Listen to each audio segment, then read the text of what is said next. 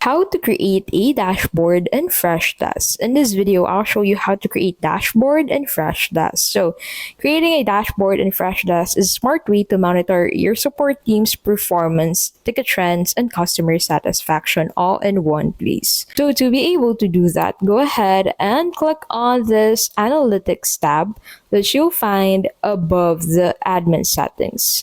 On the Analytics tab, go ahead and click on this new report button at the top right of your screen, and that will allow you to create a new dashboard. So in here, you just need to basically drag the widgets that you want to add to your dashboard. So drag it from the right to the middle of your blank dashboard area. So you just need to drag this to the left.